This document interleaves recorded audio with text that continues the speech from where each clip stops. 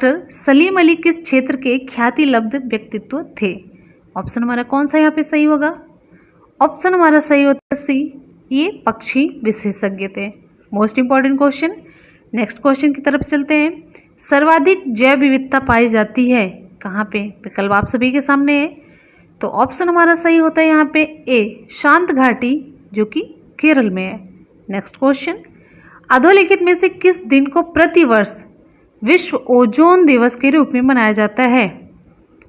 Option हमारा यहाँ पे सही होता है ए, 16 सितंबर। ऑप्शन हमारा सही होता है। नेक्स्ट क्वेश्चन की तरफ चलते हैं। विश्व पृथ्वी दिवस मनाया जाता है। विश्व पृथ्वी दिवस कब मनाया जाता है? Most important question. ऑप्शन हमारा सही होता है ए, 22 अप्रैल को। नेक्स्ट,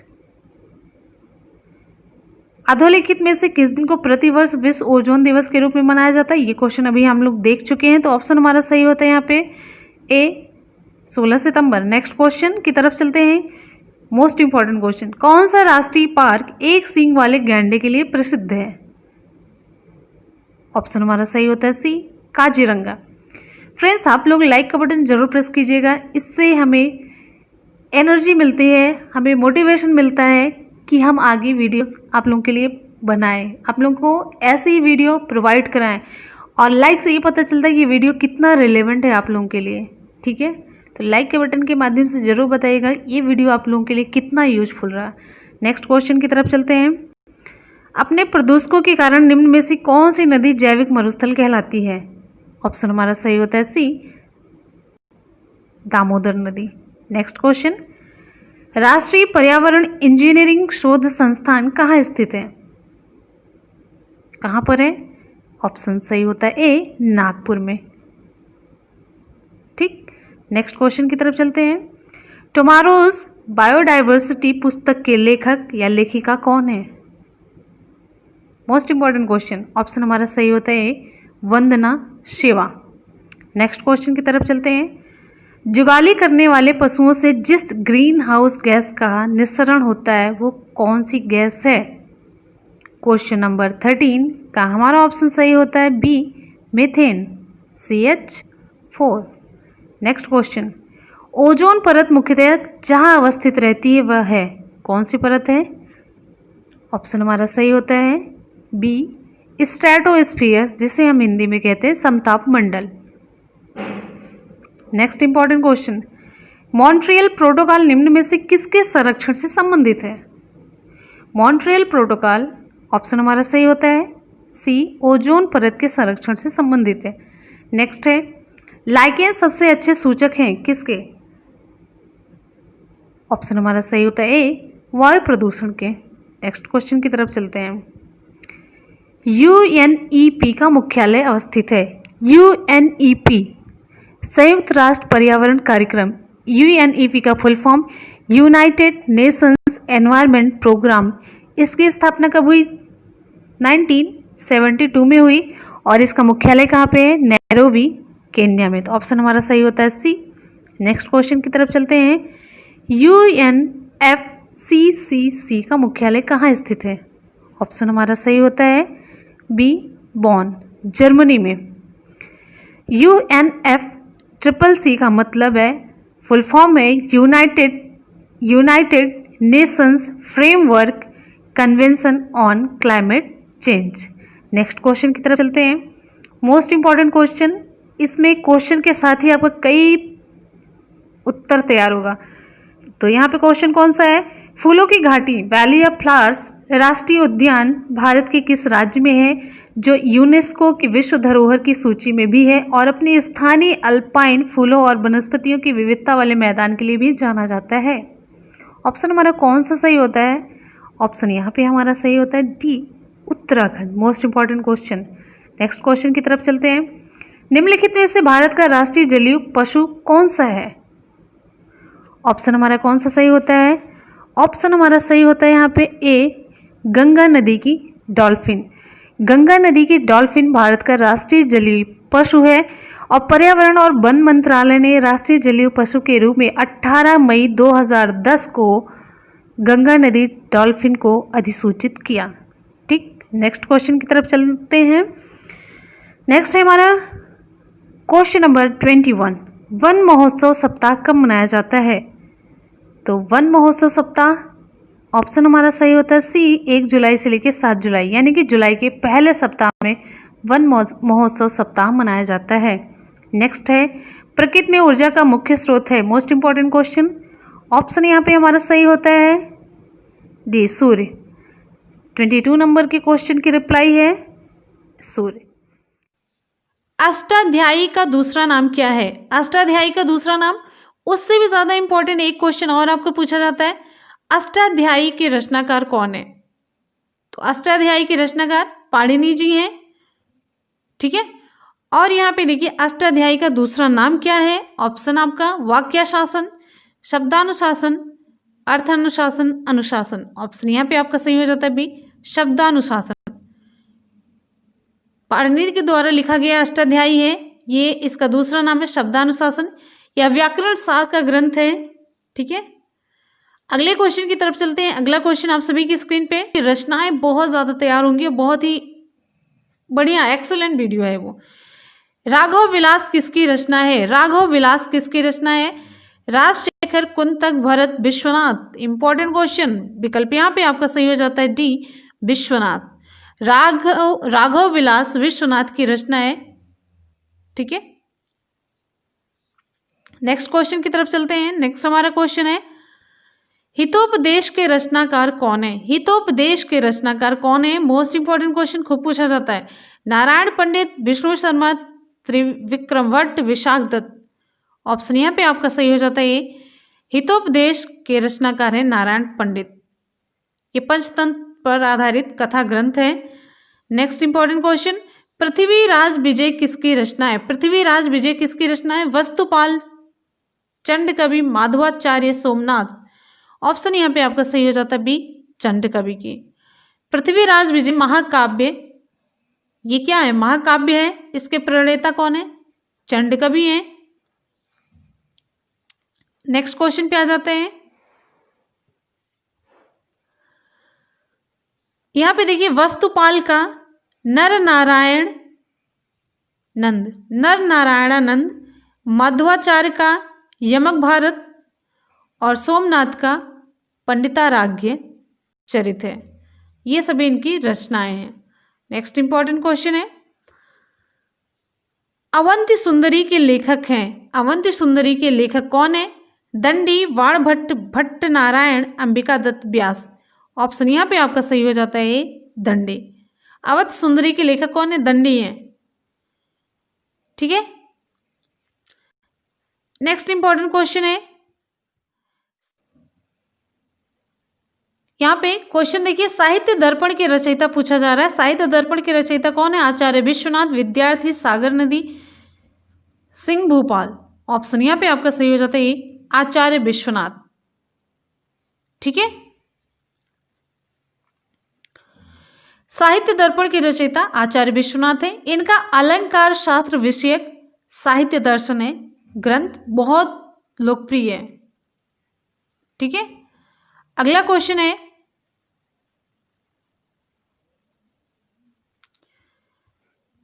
साहित्य दर्पण के रचयिता, यह भी हम लोगों ने देखा।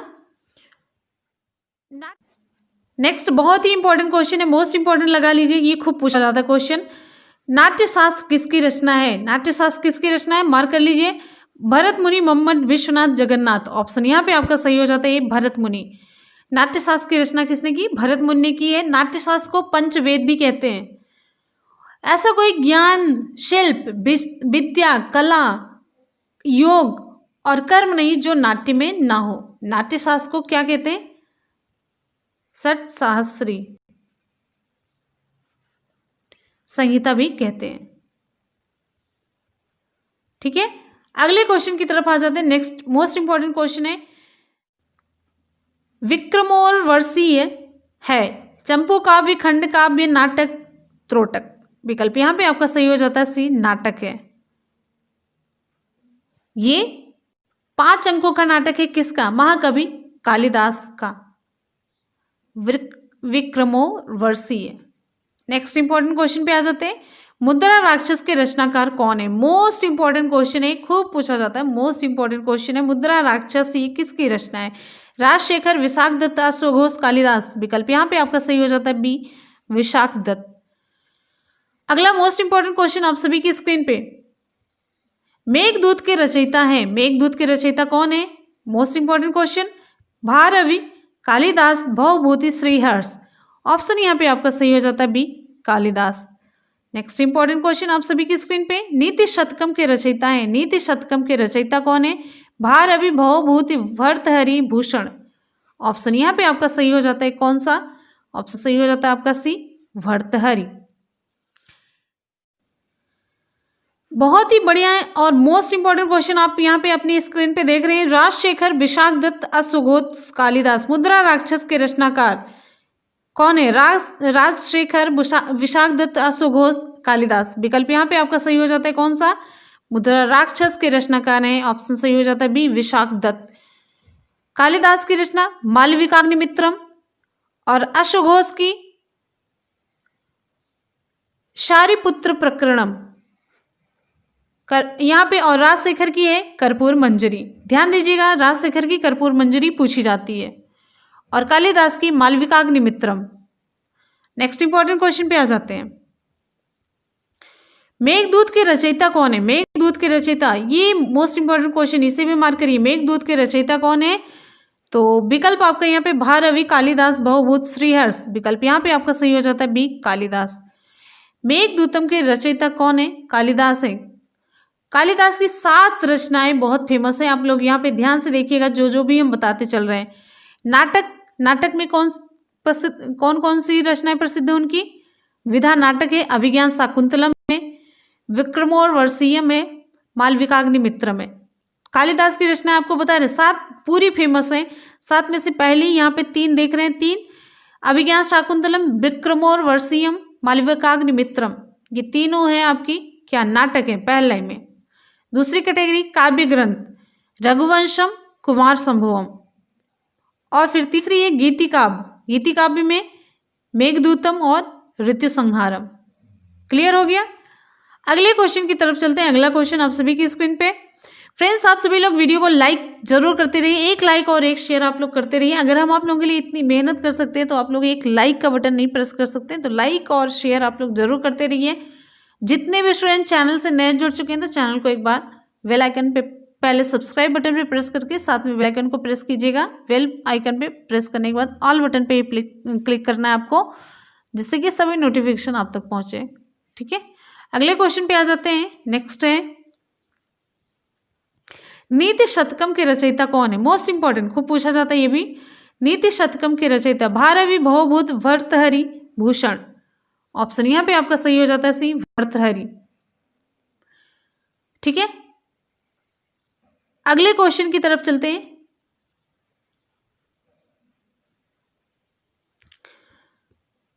महाभारत को जाना जाता है, महाभारत को जाना जाता है किस नाम से? जय संहिता, आदि काव्य, साप्तिक संहिता, अरण्य संहिता। ऑप्शन यहाँ पे आपका सही हो जाता है, महाभारत को जय संहिता के नाम से जाना जाता है। इंपॉर्टेंट क्वेश्चन था ये। अगले क्वेश्चन पे आ जाते हैं। नेक्स्ट है, महाभारत के रचनाकार कौन है? मोस्ट इंपॉर्टेंट है, वाल्मीकि, वेदव्यास, शंकराचार्य, अश्वघोष। महाभारत के रचनाकार, ऑप्शन यहाँ पे आपका सही हो जाता है बी, वेदव्यास। महर्षि वेदव्यास हैं। महाभारत में कुल कितने पर्व हैं? Important question, 22, 21, 18, 16। ऑप्शन यहाँ पे आपका सही हो जाता है सी, 18। ठीक है, नेक्स्ट क्वेश्चन पे आ जाते हैं। नेक्स्ट है,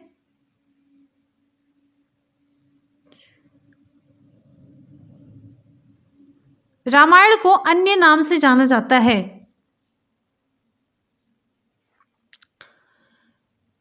विकल्प यहां पे आप लोग देख लीजिए, कौन सा ऑप्शन हमारे यहां पे सही हो जाएगा? चतुर्विंशति सहस्त्री संहिता।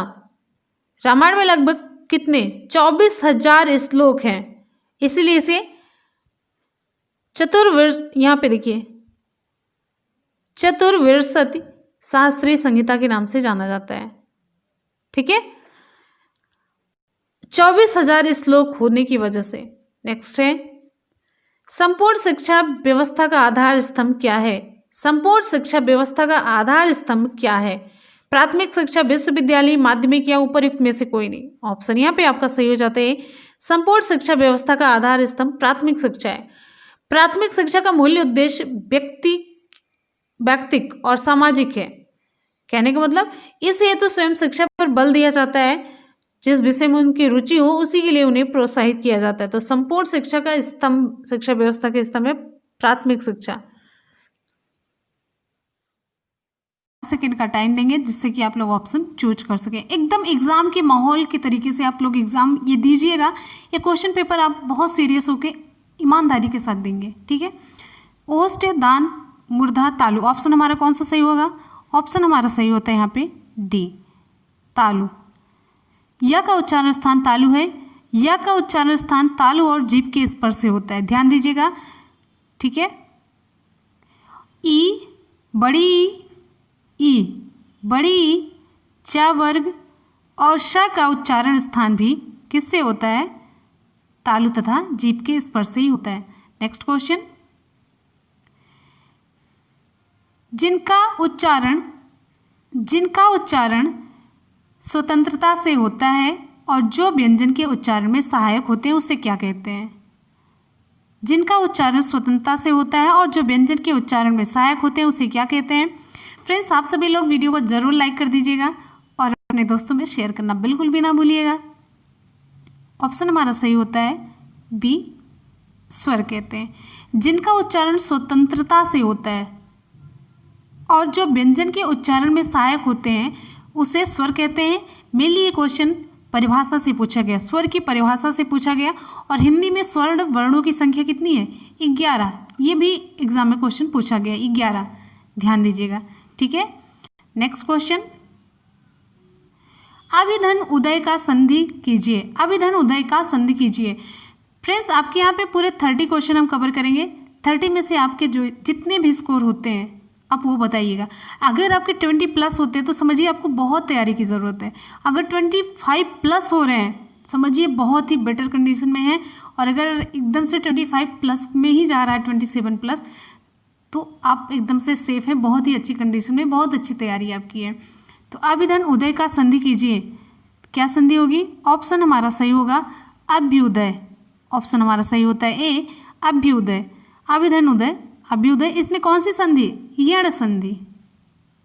नेक्स्ट क्वेश्चन, उच्चारण का संधि विच्छेद होगा। उच्चारण का संधि विच्छेद क्या होगा? Most important question. उच्चारण का संधि विच्छेद क्या होगा? ऑप्शन हमारा सही होता है सी, उत्धन चारण। उत्धन चारण। यहाँ ता और च मिलकर के क्या बन जाते हैं? च, इस तरीके से, ठीक है। यहाँ पे कौन सी संधि होगी? व्यंजन संधि। कौन सी संधि होगी? व्यंजन संधि। साथ साथ में आपको हम सारी चीजें डिटेल में बताते चल रहे हैं, ठीक। नेक्स्ट है, यथासंभव में कौन सा समास है? ऑप्शन हमारा कौन सा सही होगा? अव्ययी भाव, कर्मधारय, तत्पुरुष, द्विगु। ऑप्शन हमारा सही होता है ए, अव्ययी भाव समास। अव्ययी भाव समास में क्या होता है? जिस समास में पूर्व पद प्रधान हो और सामासिक पद अव्यय हो वहां पे अव्ययी भाव समास होता है। यथासंभव समास विग्रह करेंगे संभावना के अनुसार। संभावना के अनुसार। परिक्रमा में उपसर्ग है। परिक्रमा में कौन सा उपसर्ग होगा? ऑप्शन हमारा सही होता है, आसान सा क्वेश्चन है। परिक्रमा में कौन सा उपसर्ग होगा? ऑप्शन हमारा सही होता है डी, परिउपसर्ग। परिउपसर्ग का अर्थ है आसपास, चारों तरफ, ठीक है।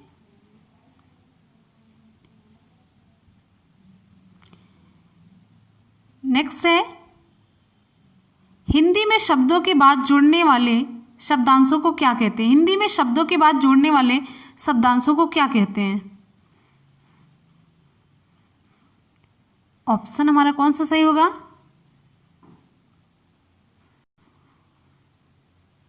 ऑप्शन हमारा सही होता है बी, परसर्ग। देखिए, परसर्ग को हम क्या कहते हैं? और प्रत्यय भी। वे अभिकारी शब्दांश जो शब्दों के अंत में जुड़कर उनमें विशेषता या परिवर्तन लाते प्रत्यय कहलाते हैं। अब ये जानते हैं, और प्रत्यय को परसर्ग भी कहा जाता है। ठीक, प्रत्यय या परसर्ग एक ही है, क्वेश्चन अलग अलग पूछा जाता है। नेक्स्ट है, निम्नलिखित शब्दों में से तत्सम शब्द को पहचानिए। तत्सम शब्द कौन सा है? ऑप्शन हमारा सही होता है यहाँ पे बी, कुक्कुर। तत्सम शब्द कुक्कुर है, जिसका तद्भव क्या होता है? कुत्ता या कुकरा भी होता है। तद्भव में कुत्ता या कुकरा भी होता है। कोयल और यहाँ पे कोयल और लाख तद्भव हैं, जिनके तत्सम क्या होंगे? कोयल का कोकिला और लाख का लक्ष्य। ठीक है, नेक्स्ट क्वेश्चन की तरफ चलते हैं। स्वतंत्रता सबको प्यारी होती है, वाक्य के रेखांकित शब्द का संज्ञा भेद है। स्वतंत्रता सबको प्यारी होती है, वाक्य के रेखांकित शब्द का संज्ञा भेद है। अब रेखांकित कौन सा है? स्वतंत्रता है। कौन सा भेद होगा? जातिवाचक, संज्ञा, भाववाचक, गुणवाचक, इनमें से कोई नहीं। ऑप्शन हमारा यहाँ पे सही होता है बी, भाववाचक संज्ञा। वाक्य का जो रेखांकित शब्द है स्वतंत्रता, भाववाचक संज्ञा है। अब विशेषण शब्द स्वतंत्र, विशेषण शब्द स्वतंत्र है, इसमें ता प्रत्यय जोड़ करके भाववाचक संज्ञा स्वतंत्रता का निर्माण हुआ है। ठीक है, नेक्स्ट चलते हैं। निम्न में सर्वनाम शब्द है, सर्वनाम शब्द कौन सा है? ऑप्शन हमारा कौन सा सही होता है? ऑप्शन हमारा सही होता है डी, कौन। सर्वनाम यहाँ पे डी होगा ऑप्शन सही, कौन। किसी भी संज्ञा के स्थान पर प्रयोग किए जाने वाले विकारी शब्द सर्वनाम कहलाते हैं। हिंदी में कुल कितने सर्वनाम हैं? 11 सर्वनाम है।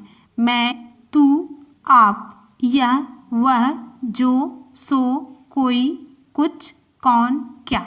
ठीक है, नेक्स्ट चलते हैं। पक्षी का पर्यायवाची है, पक्षी का पर्यायवाची क्या है? पक्षी का पर्यायवाची क्या है?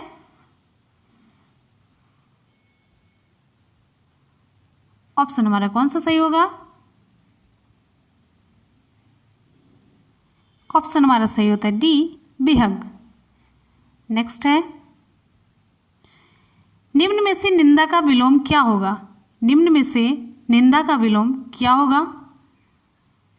ऑप्शन यहाँ पे हमारा सही होता है ए, स्तुति। नेक्स्ट क्वेश्चन, मंदिर, मंदिरा युग्म का उपयुक्त अर्थ वाला युग्म कौन सा होगा? ऑप्शन हमारा कौन सा सही होगा?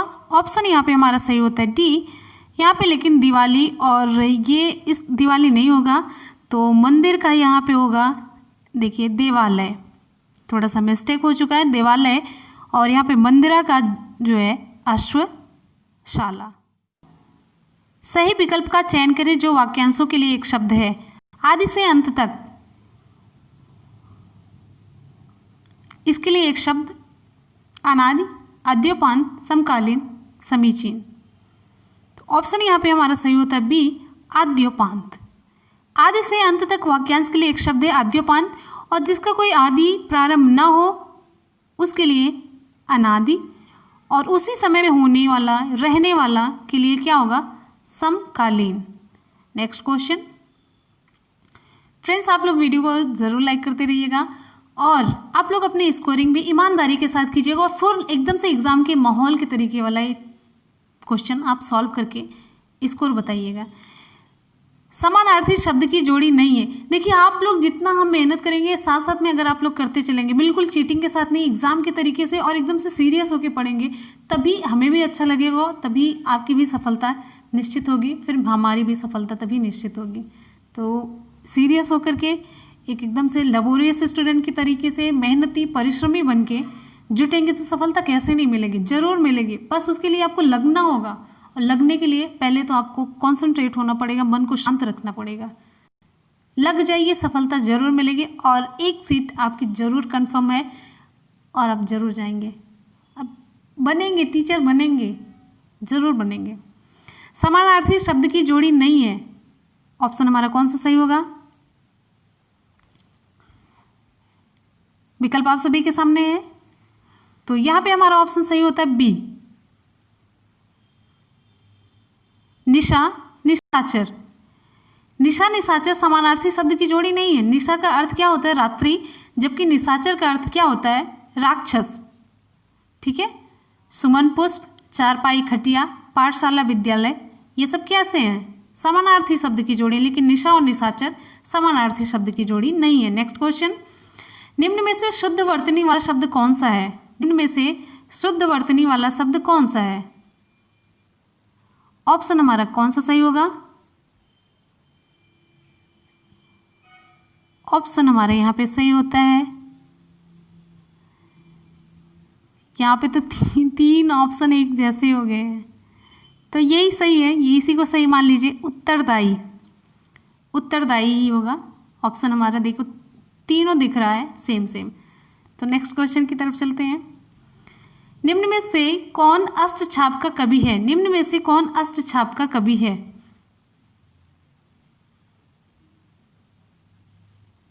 ऑप्शन हमारा कौन सा सही होगा?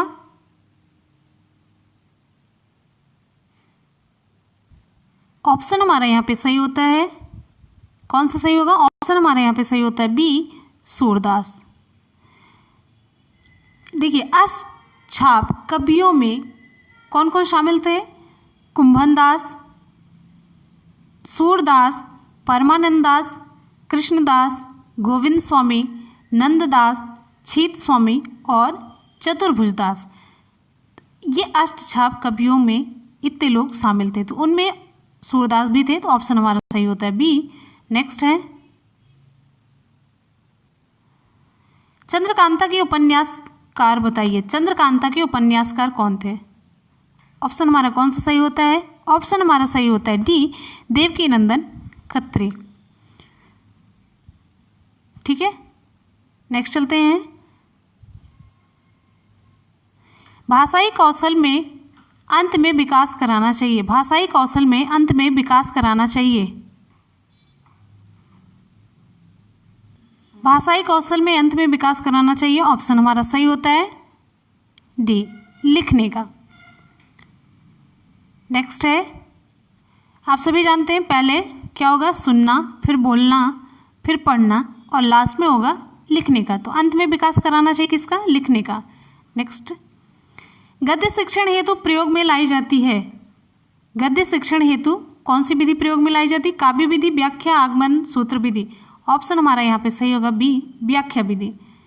नेक्स्ट है, पृथ्वीराज रासो किस काल की रचना है? पृथ्वीराज रासो किस काल की रचना है? ऑप्शन हमारा कौन सा सही होगा? ऑप्शन हमारा सही होता है ए, आदिकाल की रचना है। पृथ्वीराज रासो आदिकाल की रचना है। इसके रचयिता कौन है? इंपॉर्टेंट क्वेश्चन है, इसके रचयिता पूछा जाता है। चंद्रवरदाई, चंद्रवरदाई। ये आदिकाल से ज़्यादा इंपॉर्टेंट ये क्वेश्चन है। इसकी रचयिता किसने? इसके रचयिता कौन है? इसकी रचना किसने की? चंद्रवरदाई। और ये हिंदी का प्रथम महाकाव्य माना जाता है। दूसरा इंपॉर्टेंट क्वेश्चन, ठीक है। और ये मूलतः युद्ध प्रधान काव्य है। तीन इंपॉर्टेंट चीज़ें और ये चार क्वेश्चन, पूरे चार आपके यहाँ बन जाते हैं। नेक्स्ट इंपॉर्टेंट क्वेश्चन, जुगुप्सा का स्थायी भाव किस रस से संबंधित है? जुगुप्सा का स्थायी भाव किस रस से संबंधित है? ऑप्शन हमारा कौन सा सही होता है? ऑप्शन यहाँ पे हमारा सही होता है सी, बीभत्स रस। जुगुप्सा बीभत्स रस का स्थायी भाव है। करुण रस का स्थायी भाव शोक, ठीक। और रौद्र रस का स्थायी भाव क्रोध। और अद्भुत रस का स्थायी भाव क्या होता है? विस्मय। तो ये सारी चीज़ें आपकी तैयार होती हैं। नेक्स्ट क्वेश्चन की तरफ चलते हैं। नेक्स्ट है, महादेवी वर्मा को किस पुस्तक पर ज्ञानपीठ पुरस्कार मिला था? मोस्ट इंपॉर्टेंट क्वेश्चन है ये, मोस्ट इंपॉर्टेंट आपका क्वेश्चन है। तो ऑप्शन यहाँ पे हमारा सही होता है डी, यामा। महादेवी वर्मा को यामा काव्य संकलन है ये, उनके लिए भारत का सर्वोच्च साहित्यिक सम्मान ज्ञानपीठ पुरस्कार इन्हें प्रदान किया गया था। उनकी और सारी रचनाएं नीरजा है, निहार है, रश्मि है, स्मृत की रेखाएं हैं, ये सब है। Next important question, Maithili Sharan Gupt का संबंध आधुनिक काल के किस युग से है? मैथिली शरण गुप्त का संबंध आधुनिक काल के किस युग से है? ऑप्शन हमारा यहाँ पे सही होता है, मोस्ट इंपॉर्टेंट क्वेश्चन, ऑप्शन सही होता है डी, द्विवेदी युग। कुछ साहित्य के इंपॉर्टेंट क्वेश्चन है इसमें इंक्लूड हमने किया है। ऑप्शन हमारा सही होता है डी, मैथिली शरण गुप्त का संबंध द्विवेदी युग से। इस युग से और कभी जो संबंधित हैं क्वेश्चन पूछा भी जा सकता है, अयोध्या सिंह उपाध्याय हरिऔध, श्रीधर पाठक, रामनरेश त्रिपाठी, ये सब है। ठीक है, नेक्स्ट है मीनाक्षी का अर्थ होता है। मीनाक्षी का क्या अर्थ होता है? आप सभी बताइए, विकल्प आप सभी के सामने। मीनाक्षी का क्या अर्थ होता है? मोस्ट इंपॉर्टेंट क्वेश्चन है।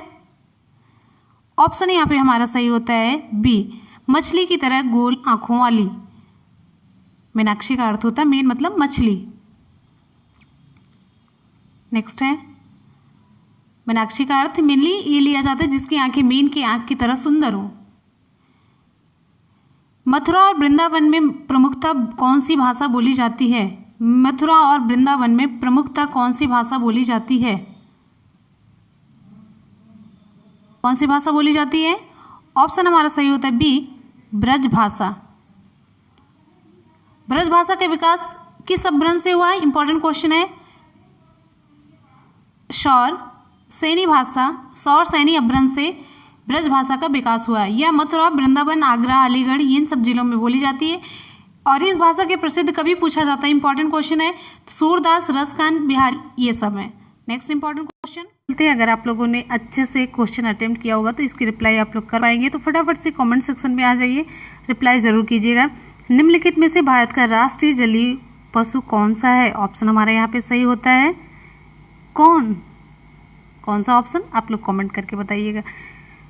और कल मैंने क्वेश्चन पूछा था कि ओजोन दिवस कब मनाया जाता है, तो ओजोन दिवस कब मनाया जाता है, आप लोगों को इसका उत्तर इस वीडियो में मिल चुका होगा। तो फ्रेंड्स मिलते हैं फिर नेक्स्ट वीडियो में, तब तक के लिए good bye and take care.